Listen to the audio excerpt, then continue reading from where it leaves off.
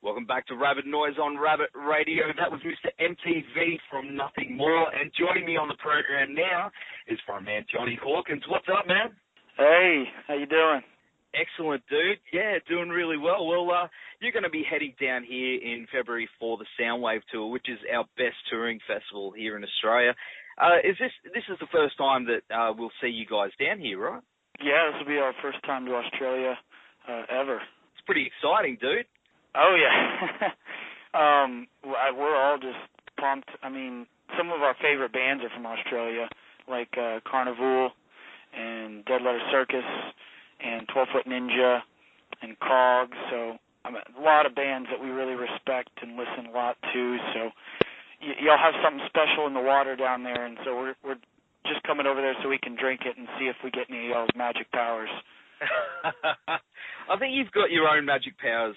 So I think, bring it down here.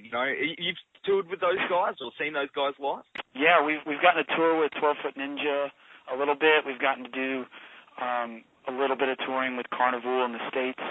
Actually, we played with them in Belgium randomly when we were over in Europe, just for one show, and haven't got a chance to play with Dead Letter Circus yet, but two of the guys in my band have seen them live, and they said they just loved it. So I can't wait to. I don't think we're going to see any of those bands actually at Soundwave, but it's still kind of an honor and cool to be over there in Australia where they're from.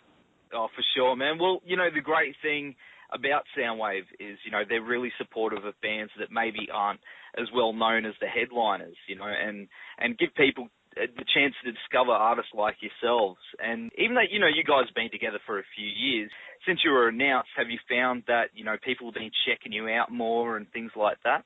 Yeah, definitely. We've gotten, when people see the lineup and they start kind of slowly trickling through, checking out who some of the bands are, we're getting a lot of interest from people in Australia online. I'm seeing it especially like on YouTube comments for some of our music videos. So it's kind of cool to see that little pre-wave, pun intended, I guess, before Soundwave. That's so good. Well, you guys are no strangers to playing big festivals. You've done the massive Download Festival. How was that experience for you guys? That was really, really good for us. It was like a packed tent. So we played in front of a few thousand for our first time to ever play over there, and it was just, it was just the best way we could have started our presence over there. And we just did a follow-up with Pretty Reckless in the UK after that Download Festival. So things going well there as well, and so Australia is really one of the big ones on our checklist that we have yet to get to. So getting excited, man. It sounds like you're going to be kicking off 2015 in a big way. It's a long trip. Yeah, I'm not looking forward to that part of it. I'm not going to lie. I'm going to have to bring some sleeping pills and I don't know what kind of drugs or combinations of drugs to just put me asleep for that whole or just load up the laptop.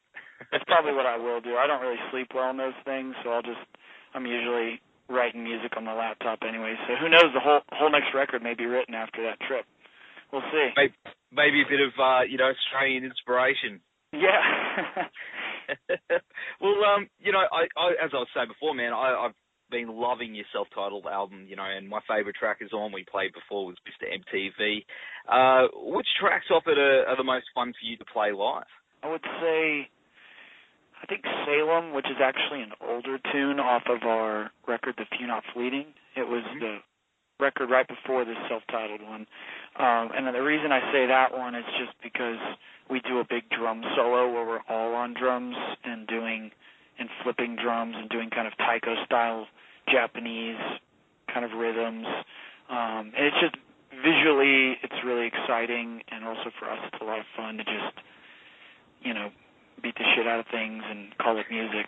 And then I'd say off this record, though, I really like playing First Punch just because it's probably one of my least favorites if you were going to ask me what my favorite song was on the record. Mm-hmm. But to play live at a festival it just translates a little bit better because it's a little bit more meat and potatoes and straight down the middle rock. So it just works well, and it's easier to perform, and it's just fun. But it's not like my favorite song to listen to. I don't know, it's just a little different. Will you be doing the drum solo? Yeah, we'll be doing that. We'll be doing a big bass solo that we call the Bassinator. That's just our dumb name for it. But it's basically all three of us, Daniel, Mark, and myself, while Paul's back on the drums. The three of us are jumping on one bass guitar, and we're all playing it where Dan and Mark are kind of fretting it like a piano with their fingers, and I'm playing it with drumsticks, almost like a hammer dulcimer, and all the while the bass is locked into this mechanism that our bass player built, and this mechanism locks into our drums up front and has a lever on it, and we pull it, and the bass spins around and locks upside down at one point, and I'm jumping on the drums to play it up higher, and we're spinning it another direction.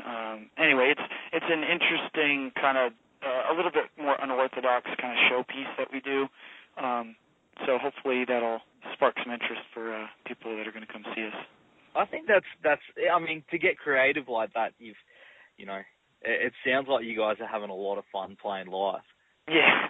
Oh yeah. We've always been kind of a performance-based band first, and there's a lot of bands that I think come out with a great record, and they either have a great producer that they started working with, and they kind of launch them into this really good sound, and then they kind of have to catch up and figure out how to make that happen live. Mm-hmm. And I think for us it kind of happened the opposite direction, where we were always performing, and the live show was where we really excelled, but our records really needed more time to kind of mature, and our songwriting needed to mature a little bit. And so now that we have the record, I think where we want it and where we've always been kind of searching for, now it's really cool to kind of put the two together with the live performance side, which is a really big part of what we are and what we do.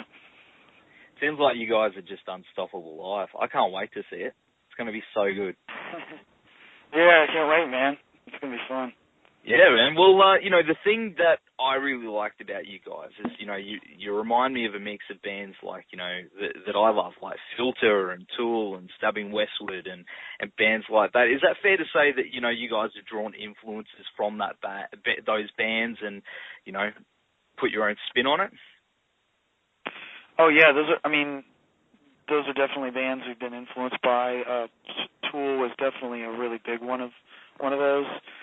And I think, every artist is, in a lot of ways, just a grouping together of a lot of their influences, interacting with who they are as an individual, and we're no different in that regard. And definitely, I think it was kind of a hard thing in the rock world the last, 10 to 15 years. It seems like there was this really good, amazing heap of bands that came out of the 90s and early 2000 time, and then it just kind of dropped off the face of the earth, and it was like a sinkhole in the rock history for, a lot of good bands coming out, it felt like.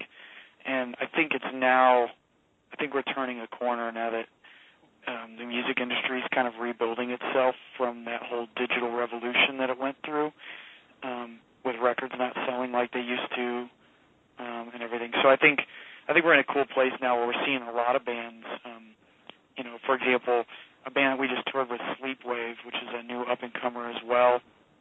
But some other bands we've toured with that are new that all kind of seem to be drawing from the same influences of that era of bands, because that's just kind of where we left off in the rock world in a lot of ways. I agree with you, man. It did seem to lose its way. A lot of bands, I don't know. Yeah, there was, I found that the hardcore thing took over a little bit too much for a while. The metalcore and breakdowns and everything like that. And over the last probably couple of years, it's starting to get really interesting again. You know, a lot of younger dudes are influenced by older bands. Like a lot of dudes around here, guitarists especially, you know, draw influences from bands like Toto. You know, when I talk to them, it's crazy, man. But it's showing that, you know, that music is starting to get a little bit more creative and interesting again, which is excellent. Totally. And on that same kind of thought, I think it's almost like what we experienced in the 80s when, and I don't speak out of, you know, this isn't the truth by any means, it's just my perspective, but it seemed like when synthesizers came out and they were starting to really pick up in popularity, it seemed like you had this wave in the 80s where all these bands wanted to make everything like electronic, and it's almost like the electronic world hadn't really like had enough time to develop into anything like really lasting and timeless yet. And so we look back at the 80s and it was just kind of this, I mean, there was good stuff that came out of the 80s, no doubt, but there was still kind of this heap of just kind of strange things that don't hold up well over time because of the technology that they were using. And I think in the same way, we're kind of going through another one of those waves and maybe coming out of the tail end of it where like all this kind of metalcore and very, I don't know, stuff in that world, it's like we now have this new ability to like overproduce things because we have computers that are so strong and we can edit things like so incredibly tight that we kind of go off as a culture on like a rabbit trail for a little bit, just like they did in the 80s with synthesizers and like kind of weird sounding drums.